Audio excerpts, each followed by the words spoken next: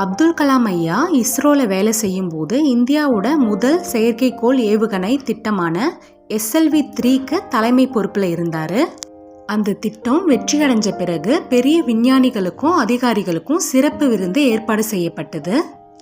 அப்போது அப்துல் கலாம் ஐயா ஒரு விஷயத்தை கவனிச்சாரு. அந்த திட்டம் நடந்த நாட்கள் முழுவதும் அழுக்கில்லாமல் அந்த இடத்த சுத்தமாக வச்சிருந்த ஒரு பணியாளர் அந்த இடத்துல இல்லை. கலாம் ஐயாவுக்கு அந்த விஷயம் கொஞ்சம் வருத்தமாக இருந்தது. அதனால் கலாம் ஐயா என்ன செஞ்சார் தெரியுமா? பெரிய அதிகாரிகளோடவும் இல்லை விஞ்ஞானிகளோடவும் உட்காந்து சாப்பிடாம அந்த பணியாளர் கூட போய் உட்காந்து சாப்பிட்டாரு. இது ஒரு சின்ன விஷயமா தோணலாம், ஆனால் அந்த பணியாளருக்கு இந்த விஷயம் மிகப்பெரிய மகிழ்ச்சியை தந்தது. எல்லாருமே முக்கியமானவங்க தான். எந்த வேலையாக இருந்தாலும் அதுக்கான மதிப்பை நம்ம கண்டிப்பாக கொடுக்கணும். கலாம் ஐயா செஞ்ச செயல் நம்மளுக்கு இதை தான் உணர்த்துது. அதனால தான் இன்னும் அவர் எல்லாரோட மனசுலையும் வாழ்ந்துட்டு இருக்காரு.